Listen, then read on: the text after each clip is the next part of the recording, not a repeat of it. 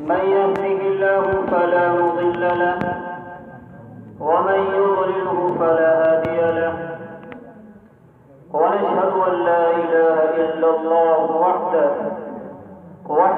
لا شريك له ونشهد أن سيدنا وسندنا وإمامنا ومولانا محمدا عبده ورسوله. أعوذ بالله من الشيطان الرجيم. بسم الله الرحمن الرحيم. وجاءت سكرة الموت بالحق ذلك ما كنت منه تحيد. وقال النبي صلى الله عليه وسلم كن في الدنيا كأنك غريب أو عابر سبيل. رنگ رلیوں کے زمانے کی نہ جانا اے دل، رنگ رلیوں کے زمانے کی نہ جانا اے دل، یہ خزاں ہے جو بے انداز بہار آئی ہے. محترم بزرگ اور دوستوں، جناب رسول اللہ صلی اللہ علیہ وسلم نے اپنی امت سے خطاب فرمایا، کن فی الدنیا کأنک غریب او عابر سبیل، کہ دنیا میں اس طرح زندگی گزارو جس طرح سے مسافر زندگی گزارتا ہے. یعنی وہ اپنے پاس انتہائی مختصر سامانی سفر جو ضرورت کا سفر ہوا کرتا ہے اس کو اپنے پاس رکھتا ہے، اور جب اس کی ضرورت پوری ہو جاتی ہے تو وہ نہ کسی اسٹیشن پر نہ کسی سرائے میں زیادہ دیر قیام کیا کرتا ہے. دوستوں اور بزرگوں، جب انسان 48 میل کے لیے سے سفر کرتا ہے اور وہ پوری زندگی سفر کرتا رہے اور 15 دن ٹھہرنے کی نیت نہ کرے تو وہ شخص پوری زندگی مسافر کہلائے گا. دوستوں اور بزرگوں، میں اور آپ اس دنیا کے اندر مسافر ہیں.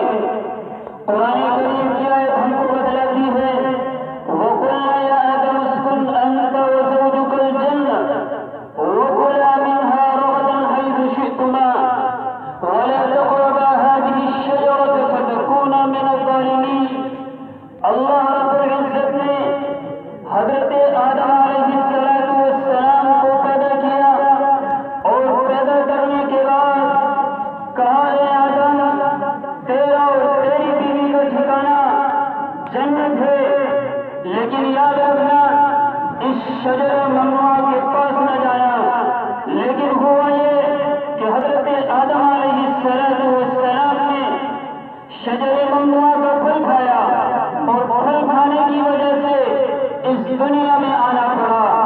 دوستوں اور بزرگوں، ہم سب مسافر اسی وجہ سے ہیں کہ ہمارے جو جد امجد حضرت آدم علیہ السلام کا اصلی گھر تھا وہ جنت تھا، لیکن اسباب ایسا پیدا ہوئے کہ حضرت آدم علیہ السلام کو دنیا میں تشریف لانا پڑا. دوستوں اور بزرگوں، اب ہم سب مسافر ہیں. انسان کی زندگی میں 6 سفر ہوا کرتے ہیں.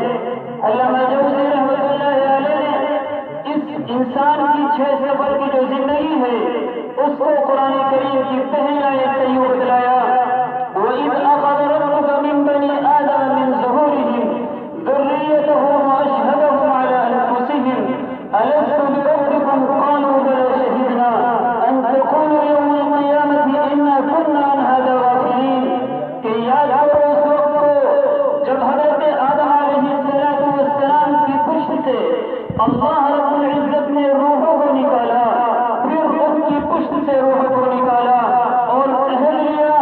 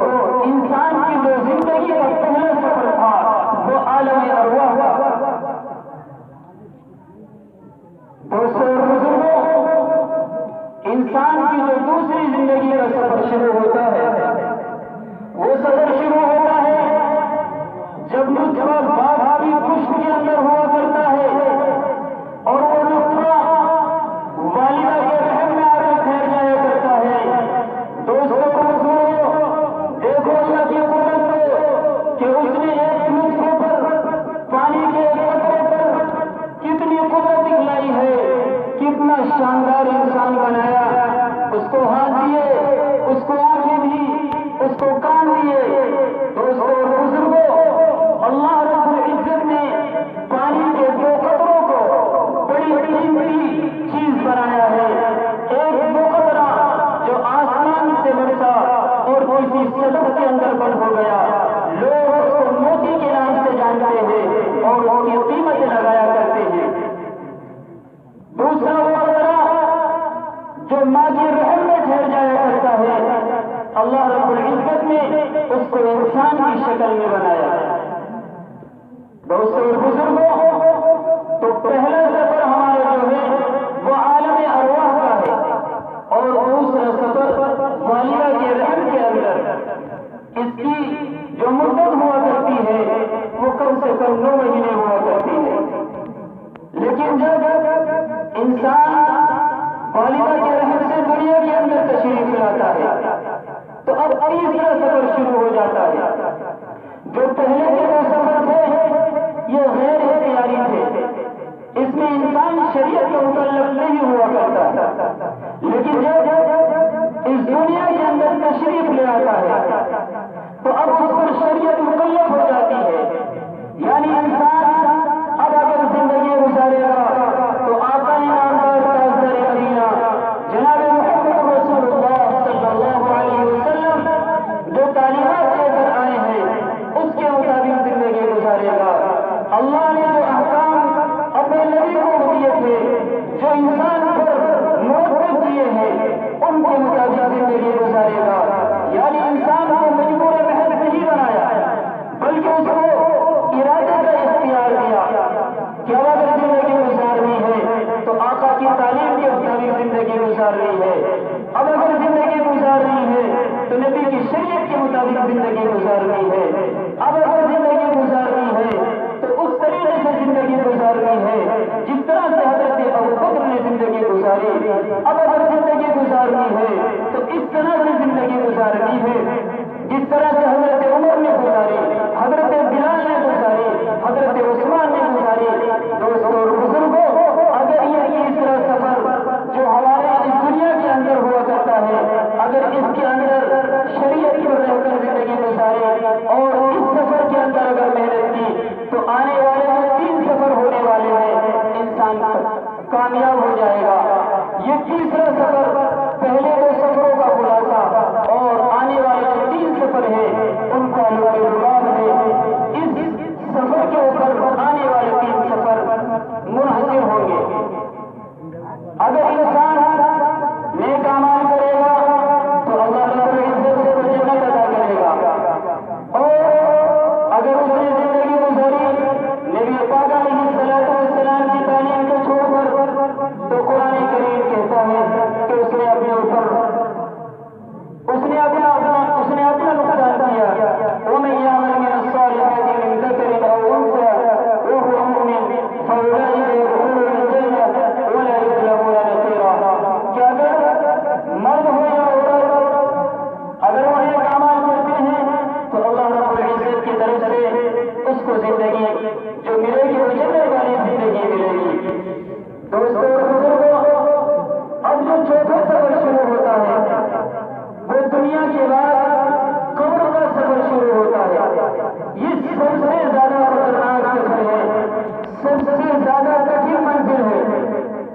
اس کے اندر 3 سوال ہوں گے، من ربک، ما نبیک،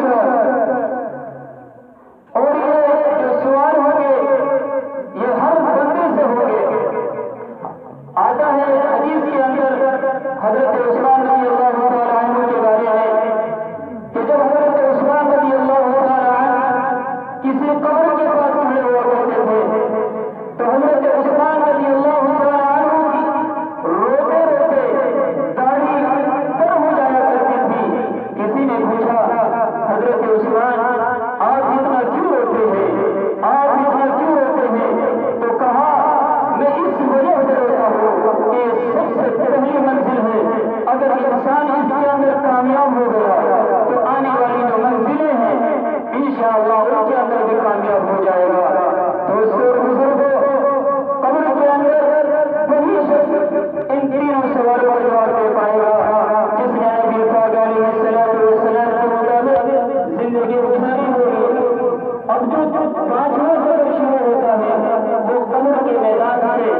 حشر کے میدان تک کا سفر ہے، جس کے اندر حقوق اللہ کا بھی حساب ہوگا، حقوق العباد کا بھی ہوگا۔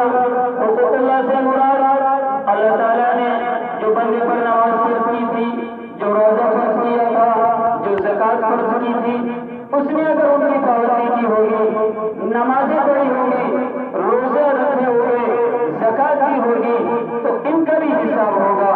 اور اگر اس نے کسی اپنے بھائی کا حق مارا ہوگا، کسی مسلمان کو ستایا ہوگا، تو اس کا بھی حساب ہوگا۔ دوستو اور بزرگوں، یہ حشر کا میدان بڑا خطرناک میدان ہے۔ اس کے اندر اچھے اچھے لوگ خون کے آنسو رونے پر مجبور ہو جائیں گے۔ کیوں؟ اس لیے کہ اس کے اندر دو حساب ہوں گے، حقوق اللہ اور حقوق العباد۔ دوستو اور بزرگوں، ہمیں تیاری کرنی چاہیے۔ جو اب چھٹا سفر شروع ہوتا ہے وہ حشر کے میدان سے جنت یا جہنم کی طرف۔ اللہ رب العزت نے اپنے نبی پاک علیہ الصلوۃ والسلام کو جو بھیجا دنیا کے اندر، وہ اس لیے بھیجا کہ وہ تعلیم کو پھیلائیں اور لوگوں کو دین کی دعوت دیں اور لوگوں پر عمل کریں۔ اگر ہم نے عمل کیا ہوگا، دوستوں اور بزرگوں، جنت کے اندر ایسی نعمتوں سے نوازا جائے گا۔